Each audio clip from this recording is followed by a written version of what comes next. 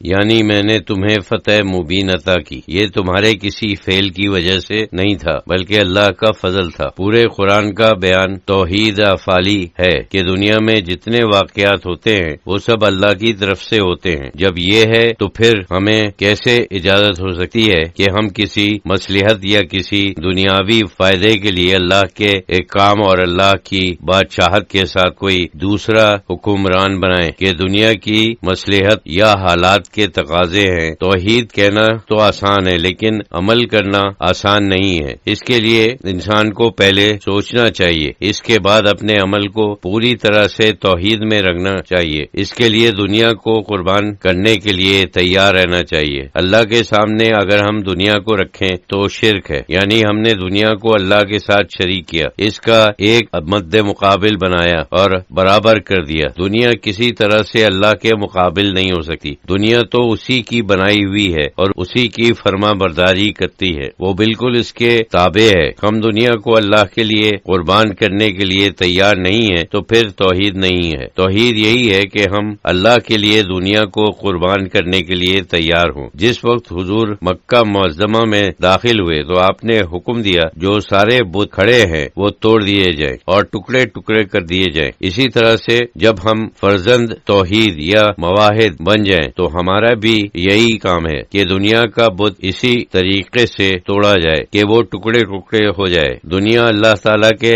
ہاتھ میں ہے، اگر وہ چاہتا ہے تو لوگوں کو ان کی توقع سے زیادہ دیتا ہے۔ وہ کہتا ہے کہ میں ہی ہوں جو لوگوں کے رزق کو وسیع کرتا ہوں اور اسے محدود کرتا ہوں، تو اس کا کوئی ڈر نہیں ہے۔ تمہیں اتنا ہی ملے گا جتنا اللہ تعالیٰ نے تمہارے لیے مقرر کیا ہے۔ اگر ہم مصلحت دنیاوی کو اصول بنائیں تو یہ شرک ہے۔ اگر ہم مصلحت دنیاوی کو اللہ کے حکم کے سامنے ایک برابری کا درجہ دیں تو بھی یہ شرک ہے۔ اس بت کو ہمیں توڑنا ہے اور ریزہ ریزہ کرنا ہے۔ لوگ کہتے ہیں کہ آج کل رزق حلال نہیں ملتا، لیکن غلط ہے۔ بعض لوگ اس اصول کے اوپر کاربند ہیں کہ رزق حلال کے علاوہ کچھ نہیں لیتے، وہ بھی زندہ ہیں، کوئی بھوکا نہیں مرا۔ ممکن ہے کہ وہ ترقیاں، آسائش یا عیش و عشرت نہ ہو جو ظاہری طور پر عقل حرام والوں کے پاس ہے، لیکن ان کے اندر ایک قلبی آسائش اور باطنی عیش ہے جو ان لوگوں کے پاس نہیں ہے۔ عقل حرام سے دل میں سوائے بے چینی اور پرندگی کے اور کچھ نہیں ہوتا۔ توحید کے سلسلے میں یہ بھی ایک اہم مسئلہ ہے کہ اللہ تعالیٰ نے فرمایا ہے کہ تم سوائے حلال کے کچھ مت کھاؤ۔ اگر ہم پیسہ کمانے کے لیے ایسے اصول بنائیں جو اللہ تعالیٰ کے احکام سے متصادم ہیں اور جن میں صرف ناجائز طریقوں سے رزق ملتا ہے تو ہم نے ایک بت کھڑا کر دیا۔ یہ بت جو رسول اللہ صلی اللہ علیہ وسلم نے ٹکڑے ٹکڑے کر دیا تھا، تم سمجھو ہم نے جوڑ جاڑ کر اسے بھی کھڑا کر دیا کہ یہ بھی کوئی چیز ہے، کوئی ذریعہ، کوئی اصول یا کوئی طاقت ہے جو نعوذ باللہ اللہ تعالیٰ سے علیحدہ ہے اور ہمیں رزق دے رہی ہے جس سے اللہ تعالیٰ نے منع فرمایا ہے۔ یہ سب ان چیزوں کا نتیجہ ہے کہ ہم اللہ کے ساتھ دنیا کو بھی ایک اصول، ایک طاقت بنا لیتے ہیں۔ اللہ تعالیٰ نے فرمایا ہے کہ تم صرف حلال اور لمید رزق کھاؤ، تو توحید کا تقاضا یہی ہے کہ ہم اس کے اوپر عمل کریں، چاہے عقل حرام کے کتنے ہی موقع ہمارے سامنے آ جائیں ہم ان سے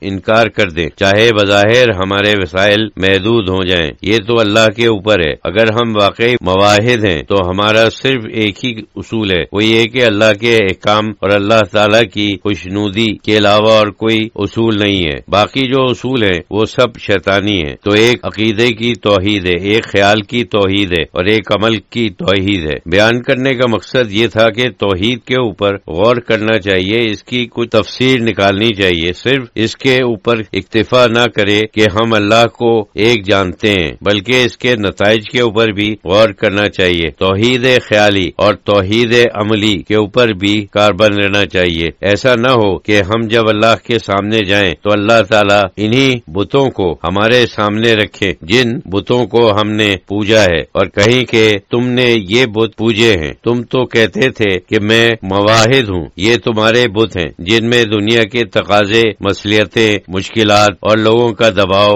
رسم و رواج وغیرہ شامل ہیں۔ یہ سب بت ہیں۔ ہر چیز جو رسول اللہ صلی اللہ علیہ وسلم کی زندگی میں ہے وہ ایک علامت ہے۔ جیسے آپ نے کعبہ شریف میں سارے بتوں کو توڑ دیا تھا تو اس کے معنی یہ ہے کہ دل ہمارا کعبہ ہے ہمارے دل میں جو بت رکھے ہوئے ہیں انہیں ہمیں توڑنا چاہیے. ہمیں بھی فتح مکہ کر کے اپنے قلب کے بتوں کو توڑ دینا چاہیے، نہیں تو پھر اس نعمت کا اتمام یعنی تمام ہونا جو اللہ تعالیٰ نے ہمیں قرآن اور حضور کی زندگی کی شکل میں دی ہے، اس کی تکمیل نہیں ہو سکتی.